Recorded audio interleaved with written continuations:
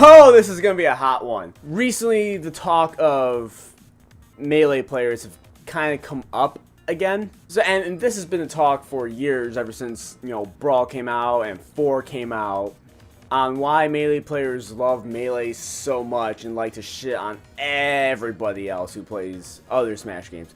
Not saying all Melee players, there are definitely genuine ones there, but there is a loud group, don't know if I could say minority, but there's definitely a loud group of people in the Melee community who thinks Melee is so much more advanced, so much better for competitive scene, etc.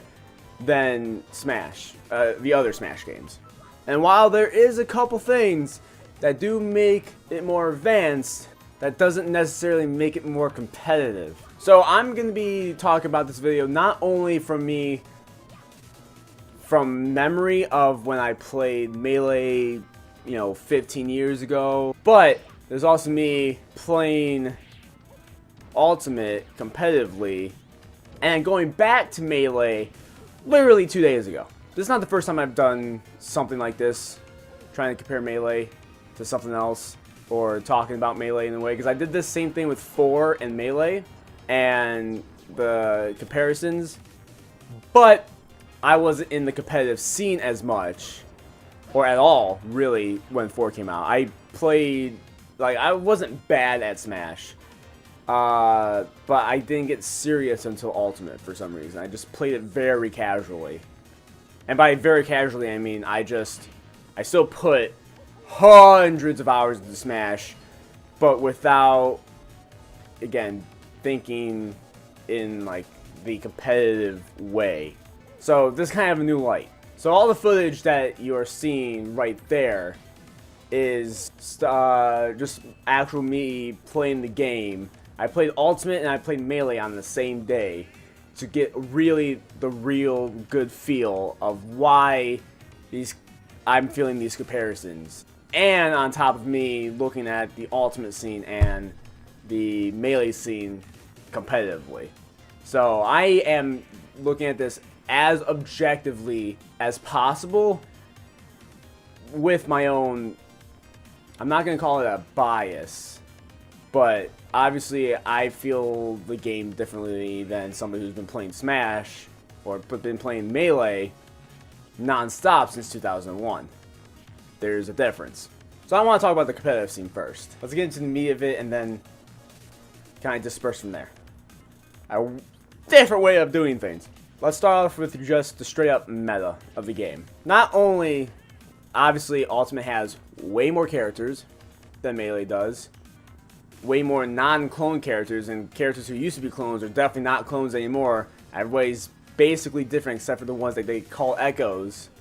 And then they have slight differences, but they're still echoes, but they acknowledge it in-game, like, yes, this moveset is copied and pasted from this character. So they don't hide it anymore, except for half the cast being echoes in Melee. So, on top of that, even though there's way more characters, it's also way more balanced. So, in Melee, majority of the matchups would be Fox, Falco, Roy, Marth. Now we added Jigglypuff. Pikachu has been a very recent thing in Melee, so I guess there's new development, but Pikachu was never really that bad, but Esam also won the tournament with Pikachu, so I guess just Pikachu in general is getting better representation in both scenes. So, and then there's a 7th character somewhere in there. But my point is, we see the same characters in Melee tournaments all the time. Captain Falcon is usually a pretty good one. Mario has some pretty sick combos, but the meme of Fox only, no items, final destination originates from Melee. Arguably, that is the best character for that game because of how Melee works. The mechanics of the Melee is not friendly for all characters. I fucking implore you to play Bowser in an Ultimate tournament and expect to get anywhere close to as far with Bowser in Melee. It's not gonna happen. Bowser is absolute trash in Melee. But now Bowser is actually viable in Ultimate, which all characters are viable. Obviously, people stick with what seems to be high tier, but tier lists are subjective anyway. Especially with how balanced Ultimate is, tier lists are totally subjective. I can see Melee because of the imbalance that Melee gave. So not only that, so that makes it more interesting. Ultimate is way more interesting because there is about a billion matchups that you could think of.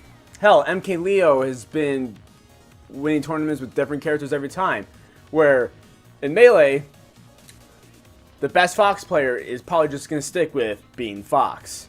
They're not gonna be, winning tournaments with Link, then winning tournaments with Young Link, then winning tournaments with Captain Falcon, and then he's gonna win tournaments with Mewtwo. It doesn't happen that way in Melee.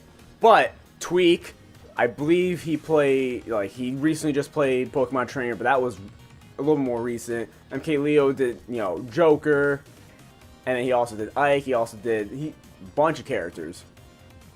Because the game allows that to happen. Now going from the meta of every character is viable compared to the same 7 characters are viable and the same matchups happen, and you're basically running into the same matches over and over again. It gets pretty I said fork. It gets pretty boring. That's my point. Yeah, it's interesting to see at first. Which is why I like watching tournaments that force winners to change their characters instead of just sticking with the I understand why major tournaments don't do that, but to me it's more personally interesting to force the winner to change their character. Or just even both players to change their characters. Like, it has to be matchups. Probably why Squad Strike is actually a pretty fun mode. Anyway, I digress. Now, some people like to talk about like Melee players who think Melee is so much more technically advanced. But Melee players think that combos are so much more advanced in Melee than Ultimate could ever be. I've watched both types of tournaments, and I even looked up combo videos for this video. I was actually going to make a different video, but then I decided to make this video instead. Combos are just as impressive in both games. There's a lot of crazy stuff, especially with all the new different kind of characters and new moves that could be explored. There's so much more crazy stuff you could do. Joker's grapple hook changes how combos are done completely. Even Snake, I hate that Snake's in the game because he is the one character that sticks out, like me and Copton. He has such good stage control, and his kit is totally different than everybody else's kit, and that creates interesting scenarios that you just can't create in Melee. Even if the combo counter can be less standardized, I think that makes things even more interesting when people could break out of combos. Because if you could get somebody, 2 evenly matched people, but the person gets into a combo and then now they have 70% all of a sudden, that's not as interesting as a really good back and forth. So even if people could break out combos easier in Ultimate, and that will aggravate people who like getting their combos shoved in and not making people stop. Which is why I don't play traditional fighters. Every single traditional fighter I play, if I play somebody who's better than me and they could get into those combo streaks, I'm done. And you can't break out combos. But in Ultimate, there's a higher chance you could break out of a combo in one way or another. With, however the million different ways you can do it. Yeah, it's hard with a lot of combos, but it can be done. And it can be done easier in Ultimate, which makes a way better back and forth than I combo you, okay, I'm gonna try to block, oh, now you're comboing me, okay. You see what I'm saying? Melee players are gonna refute that. And I know they are. But I'm just saying, there's a better back and forth in Ultimate than there is in Melee. And combos still exist, and they are greater than ever. There's so many more characters that can pull off really good combos. Going back to my Bowser example, because he's arguably the worst player in Melee, there's some pretty insane things you can do with Bowser now. because now that his moveset's balanced, his stats are balanced, he could do a lot more, opposed to hit you 2 times and that's it. Because again, Bowser Melee sucks. And same thing with Ganondorf. Ganondorf is actually viable. He's not, and he's a little bit more than a Captain Falcon clone now. He has some original moves, which makes interesting combos. Combos that you pull off with Ganondorf in Ultimate basically does not exist in Melee because he's just a slow Captain Falcon. Like, you don't see Melee Ganondorf plays compilations often, if at all. But you definitely see it in Ultimate. I said Melee first, right? I want to say I did. If I didn't, that's what I meant. Don't judge me. So, all in all, competitively, Ultimate is more entertaining to watch. And I think there is a higher skill ceiling, not in text, because there's no wave dashing, there's no other exploits and dumb stuff. There's just what the game is meant to be, is what's part of the game. But it's more technical because you have to think of a lot more matchups. You have to think of what the other 79 characters can do, or however many characters there are now.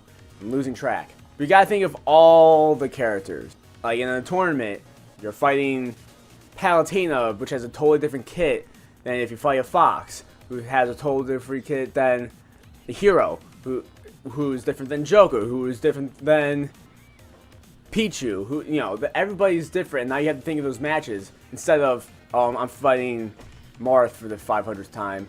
Oh, okay, Fox again. Oh, Falco, he's just basically Fox. Like, there's a lot more to think about, and there's a lot more different ways you have to deal with different characters. And that makes it way more interesting. Just if anybody's wondering, these are not prescription. I don't actually need these to see. But I've been wearing these so often. These are gamer glasses. I got them from GameStop. I've been wearing these so often that the blue light from the screens actually hurt my eyes now. Now let's go with my personal experience. My personal experience is I can't play Melee worth a shit anymore. I don't think I could when I was, 8 or whatever. But it's been a while since I've played with a GameCube controller. So, holding the GameCube controller, I like the Pro Controller better. I just don't, it feels, the GameCube controller, I don't know if it's just I'm not used to it anymore, but it doesn't feel as good as it once did. Not for Smash. Yeah, if I went and played Mario Sunshine or Wind Waker, then it's fine. But now I could play Wind Waker and Twilight Princess with the Pro Controller, or well, technically the Wii U Pro Controller, which is still, I think, feels a little bit better than the GameCube controller. GameCube controller is still a great controller, but that one's just a very, very personal preference of I like the Pro Controller better. And I just like how it feels better, how doing the shields and grabs better, which I had to flip the default setting because they had it one way in 4, and then they flipped it for Ultimate, which I don't know why they did that, but I'm glad that you can map the controls out 100%, so whatever. But, playing through Melee, like, I could wreck a level 9 in Ultimate pretty well. Sometimes the AI still is kind of insane and reads your button inputs before you even know what your button input was, which is kind of aggravating, but I couldn't even pass adventure mode on normal without using a continue. Because the controls are clunky. They're super technical and they're hard to master because they don't give you enough wiggle room. Like, trying to do a smash attack, I've done forward tilts by accident more times than intentionally trying to use a smash attack. Because that timing window is so much smaller than it is in Ultimate. I could be a lot more precise, and I could control my movements way better in Ultimate. And the fact that Ultimate is just a little bit more floatier makes it a lot easier to control. I don't like falling at 50 miles an hour to the ground, just like BAM! That's not comfortable. And Ultimate still has the fast falling feature. So, Ultimate still you can move fast, but the button inputs are more consistent to me. And I played on the actual GameCube. In order to get the footage, I still used a HDMI, which could screw up inputs, but it shouldn't screw them up to the point where I'm screwing majority of the things up. Again, if Ultimate played exactly like Melee, then I don't think I'd get past 3 million GSP on Quick Play. Honestly, I don't think I'd be able to play good enough with those controls. And this is just like talking in a competitive scene because of that.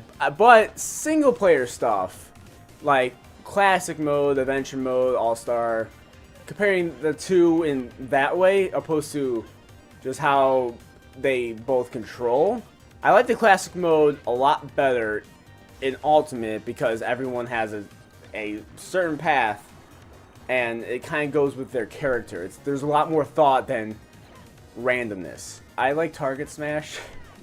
Actually, I would like that's one of the things that Melee does have over Ultimate is a target smash for every character.